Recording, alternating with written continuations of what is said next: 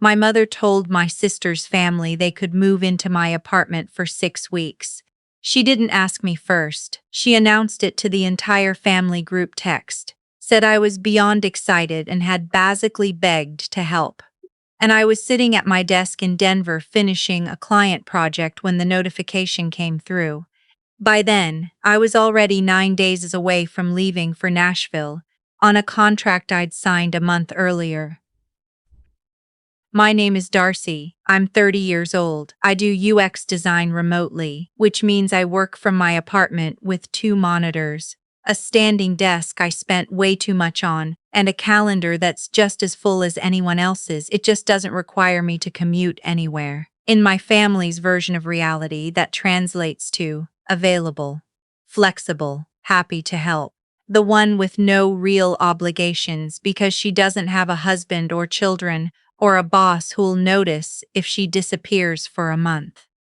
My sister Bridget is 36 and has 3 kids. Charlie, who's 7 and genuinely sweet, Sophie, who's 4 and a hurricane in human form, and baby Leo, who's 8 months old and still waking up twice a night. She and her husband Grant were renovating their kitchen and master bath. The contractor had estimated 6 to 8 weeks. They'd planned to stay in the house through it, but somewhere between the demo date and December, that plan fell apart. Apparently, the dust and noise were unbearable, and they needed somewhere else for the kids to be. That's where I came in, or rather, where my mother inserted me without my knowledge. Let me back up. 2 Thanksgivings ago, I drove 4 hours to my mother's house in Columbus. I left early to beat traffic, brought 2 pies I'd made from scratch, and walked into a house that already smelled like chaos. 3 different things burning at slightly different rates. My mother's good china sitting unwashed in the sink from the night before. Bridget in the living room with the kids, while Grant sat watching football. My mother saw me come through the door and immediately handed me a wooden spoon. "The gravy's going lumpy," she said. "No hello." I spent the next 3 hours in the kitchen, fixed the gravy, finished the mashed potatoes, carved the turkey, reheated the sides my mother had made the day before, and forgotten to cover in the fridge. In between, I fielded Sophie, who kept running in to announce things, that Charlie had taken her headband, that Leo had spit up again, that she wanted crackers right now. I cut her a little plate of crackers and apple slices and set her up on the step stool beside me at the counter while I stirred the stuffing. She ate and narrated the whole process. I didn't mind. That part was actually nice. When it was finally time to eat, my mother called everyone to the dining room. I was still in the kitchen. The cranberry sauce had scorched on the bottom, and I was trying to scrape it into a clean dish before anyone noticed. By the time I got to the dining room, they were already seated. Bridget was cutting Charlie's turkey into pieces. Grant was pouring himself a second glass of wine. My mother sat at the head of the table, smiling at everyone. They'd started without me. Not on purpose, I think. I just hadn't been noticed enough to wait for. After dinner, when the kids spilled into the living room and the adults settled into the slow, comfortable aftermath of a big meal, my mother suggested a family photo. She propped her phone on the mantel and arranged everyone near the fireplace. Bridget in the center holding Leo, Grant next to her, with Charlie on his shoulders, Sophie pressed against Bridget's hip, my mother squeezing in, seizing on the left, and I was in the kitchen running hot water over the serving pans. I heard the little countdown beep, I heard the flash, then another, then laughter, everyone crowding around the phone to see how it came out. Nobody called me in. Nobody said, "Wait, Darcy's not in it." Nobody seemed to notice. That photo went on my mother's Facebook that night with the caption, "Grateful for this beautiful family." It got over 100 likes. She printed it and framed it and hung it above the fireplace. I saw it when I stopped by her place in January to drop off a book she'd lent me. I stood in her living room and looked at it for longer than I expected to. Everyone glowing and warm in front of the fire, arms linked, smiling wide, and me just not there. Like I'd been in the background the whole day and still managed to end up outside the frame entirely. That was the moment something started shifting, not loudly, just a slow, clear realization. I was not someone they made space for. I was someone they used the space of. The call from my mother came on a Wednesday in early November. I was prepping a client presentation, 3 tabs open, lunch going cold on the desk. I saw her name and answered anyway because I's always answered. That was the problem. Darcy, sweetheart. She had that voice. The warm, conspiratorial one she uses when she's about to tell me something she's already decided. How's everything going? We did the small talk. I clicked save on my file and swiveled away from the monitors. Then she got to it. She explained about Bridget's renovation. The demo had started. The dust was genuinely terrible for Leo's breathing. Sophie was having meltdowns from the noise cutting her naps short. They just need somewhere stable for the kids for a few weeks, she said. Your place is so perfect for it, Darcy. You have that second bedroom, and you're home during the day. The kids absolutely adore you. I said, Mom, but she kept going. Bridget's not asking for herself, she said. She and Grant would stay at a hotel nearby so they can be available for the contractors. But children that age, they need a real home environment, not a hotel room. You understand that. A small pause then, and honestly, sweetheart, you've been saying how much you miss the kids. I had not been saying that. I have a contract job in Nashville starting December 5th, I told her. I'm going to be gone for 6 weeks. A pause. Oh, that's not until December. The kids would come before that. It starts December 5th. The renovation is 6 to 8 weeks. The timelines don't overlap the way you're thinking. She went quiet in a way that wasn't actually quiet. It was the pause before the pivot. I thought you worked remotely, she said gently, as if this were a simple question and not a reframing of my entire career. Can't you just work from your apartment? You'd still be home. I'm going to Nashville for the project. I signed a contract, it's on site. Well, that's still a few weeks away. Maybe the renovation finishes up early. Mom, I'm saying no. Another pause. Softer this time. Darcy, Bridget is exhausted. She's nursing a baby and managing a construction zone and she needs help. I would take them myself, but you know my knees have been bad, and my place just isn't big enough. Then quietly, don't you want to be there for your sister? That sentence. I have heard some version of it my whole life. Don't you want to be supportive? Don't you want to step up? Don't you want to show up for this family? Always framed as a question when the answer has already been decided. I want to help Bridget, I said carefully. But I can't cancel a contract I've already signed to do it.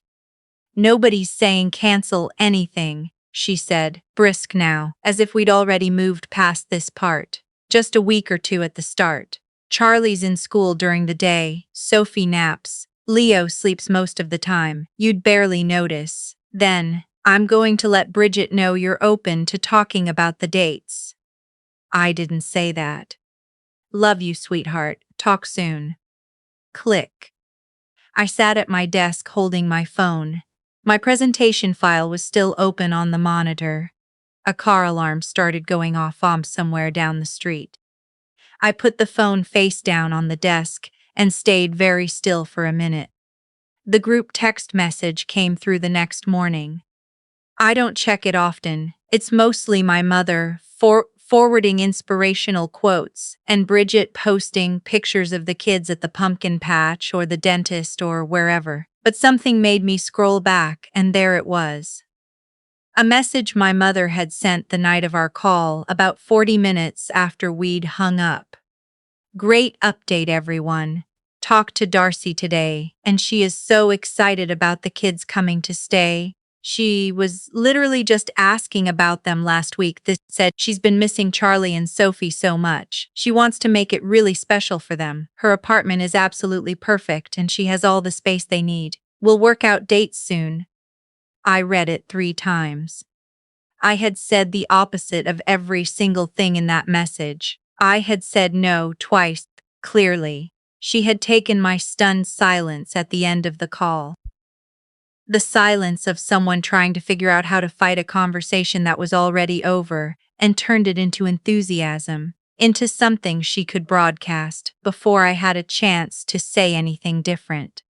Grant had already replied, "That's amazing, thank you, Darcy." Bridget had sent 3 heart emojis and a message that said, "You're literally the best. The kids are going to be so happy." I set my phone down, made coffee, stood at my kitchen window and watched a couple walking a very small dog through the parking lot below and tried to just breathe for a minute. Then I texted Bridget directly, not angry, careful. "Hey, I just want to make sure there wasn't a miscommunication. I told Mom my Nashville contract starts December 5th and I can't take the kids for the full renovation timeline. Can we find a time to actually talk through what's realistic?" Bridget replied 20 minutes later, "Oh, no worries at all. Mom said you're totally on board, Ak. We were thinking first week of December right before you go? Just a few days, you're seriously a lifesaver, Darcy." She had not read what I wrote, or she'd read it and answered the version she needed it to be.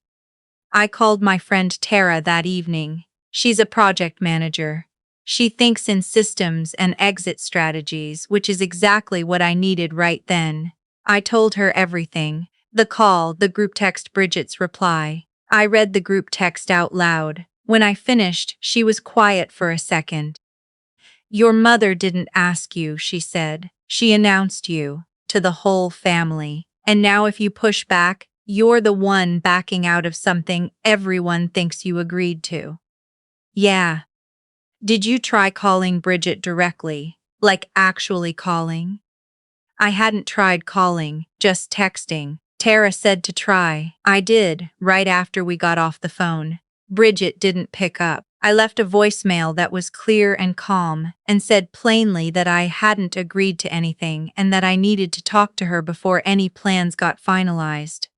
She texted back an hour later, "Got your voicemail. Don't stress, we'll figure it out. Mom's handling the details."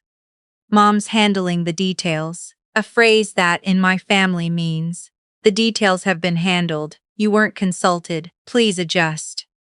I called Tara back. "Right," she said, "so the narrative is set. Your mother built it, your sister absorbed it, and any objection you make now reads as you backing out." She paused. "You already have Nashville lined up. You're already going. So just go. Don't argue. Don't fire off a long text. Just make sure you're not there when they show up." I already had the contract. I already had a furnished apartment waiting in the Gulch neighborhood. What I hadn't done yet was make sure my door would be a door and not a doormat. The locksmith came on a Tuesday. New deadbolt, new handle set, no copies made. I ordered a Ring doorbell and 2 indoor cameras while he worked. They arrived Wednesday. I spent an afternoon installing them and testing the app, from my bedroom, then from my car in the lot, then from a coffee shop 3 miles away. The feeds were sharp. The audio was clean. The motion detection covered the full porch and the walkway down to the parking lot. I kept texting my mother and Bridget the same way I always had. Short replies, nothing alarming. When my mother messaged asking if we should pin down dates, I said let's talk after Thanksgiving and sent a thumbs up. When Bridget sent a video of Charlie saying, "I can't wait to see Aunt Darcy," I replied with 3 hearts, and I meant them because I genuinely love that kid. This was never about him. The Nashville project was with a UX consultancy I'd worked with remotely for 2 years. They'd asked me to come in person for a 6-week product overhaul, daily team sessions, strategy meetings, full immersion. They were covering a furnished apartment in the Gulch and paying me more than I'd made in any comparable stretch of my career. I'd been planning to tell my family once it was closer and concrete, maybe over Thanksgiving. Instead, I told nobody and let my mother assume I'd be home through December. I packed 3 days before I left, set my mail on hold, put an auto reply on my email, asked my neighbor down the hall, a retired teacher named Mr. Devereaux, if he'd water my plants while I was gone. He said of course and asked no questions. On December 4th, I loaded my car in the dark at 6:30 in the morning. I pulled out of the garage and hit I-25 south, just as the sun started coming up over the Rockies, flat and pink and cold and very far away. I had a full tank of gas and a podcast queued up and nowhere to be except where I was going. I know from the group text that Bridget had scheduled the drop-off for December 7th at 10 a.m. I know this because my mother had texted me the date 2 weeks earlier, and I'd replied, "Got it," which I had. I'd gotten it. I just wasn't going to be there. I'd been in Nashville 3 days by then. I'd found a coffee shop I liked 4 blocks from the apartment. I'd figured out which Publix was closest. I was in a groove. The camera notifications started stacking up at 10:09 a.m. I was in a morning team sync, headphones on, laptop open on the Zoom grid, half watching my phone screen as the notifications came in. I muted my mic and switched to the app. My mother's Buick was in the visitor lot. So was Grant's Tahoe.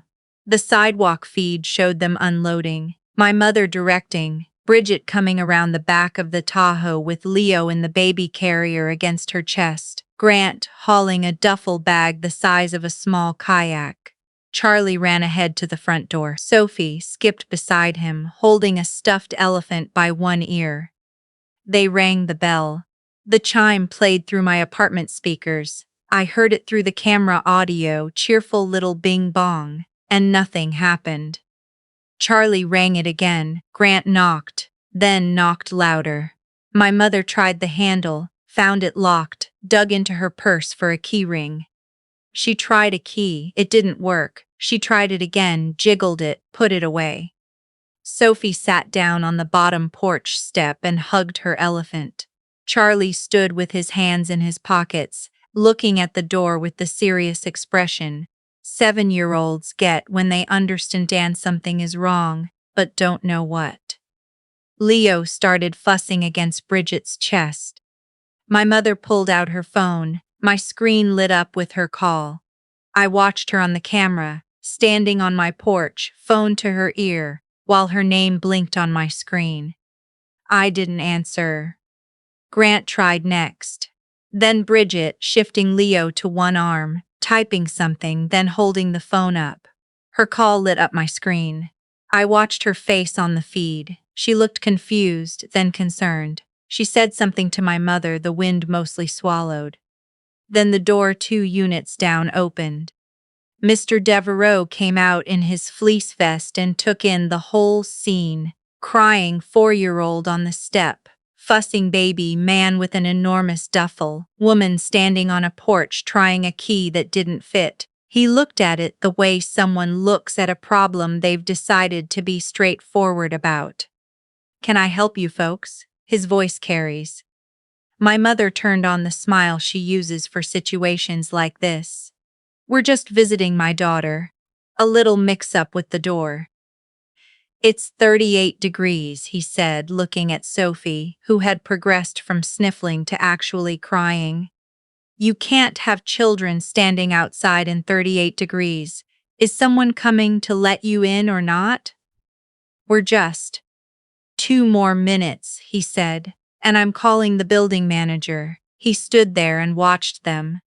Bridget was already moving toward the Tahoe with Leo. Grant picked up the duffel.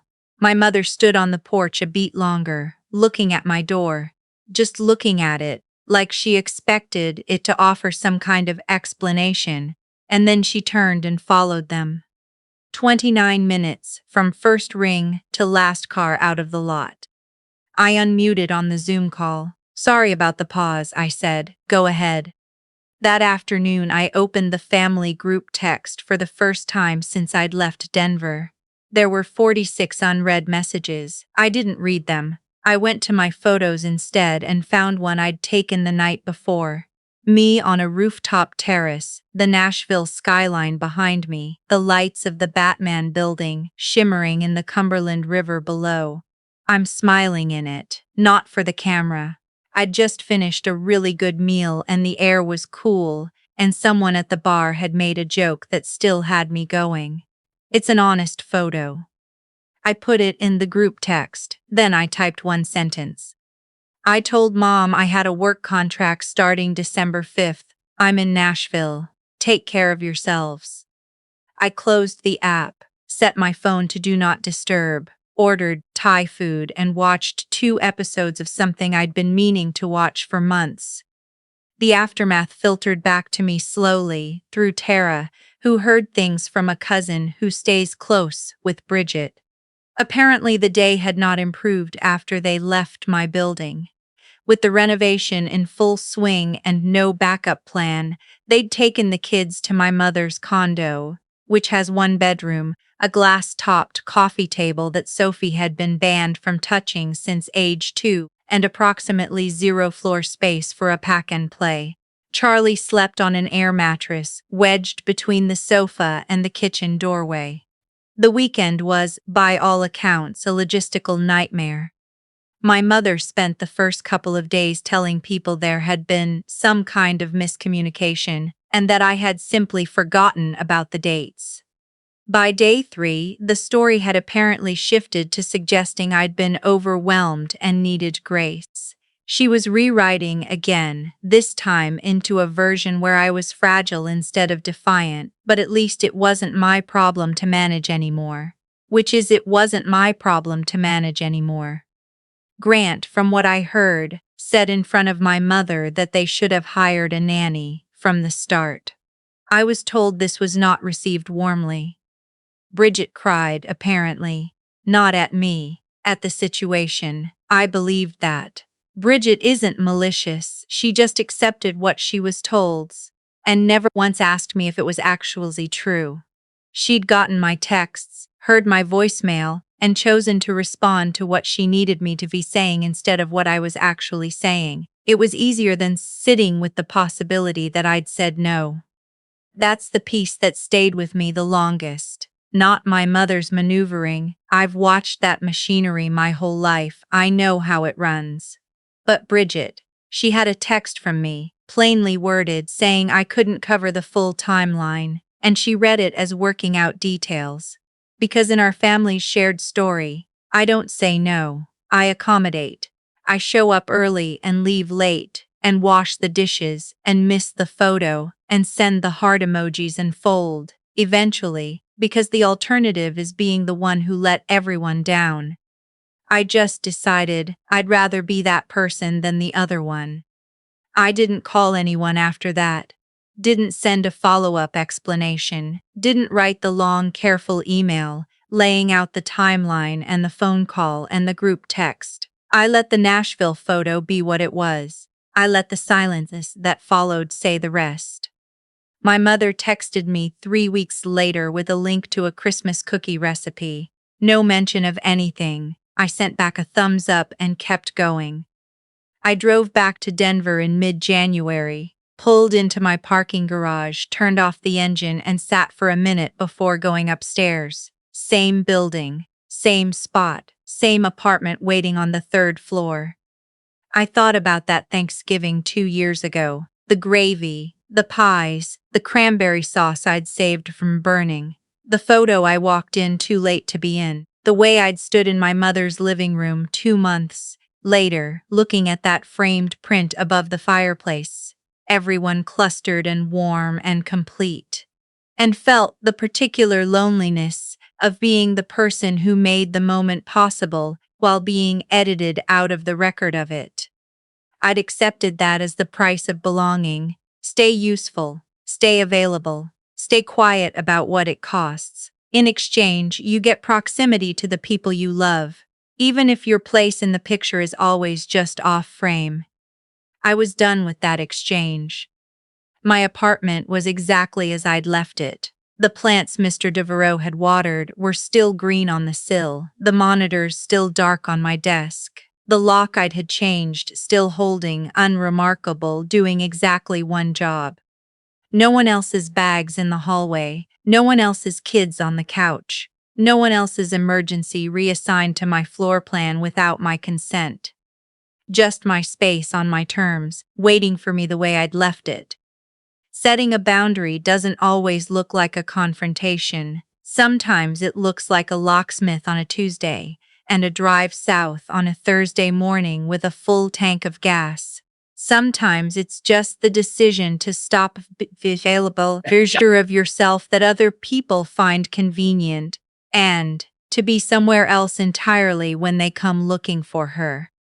She wasn't there. I was in Nashville, finishing a good project, eating well, sleeping through the night.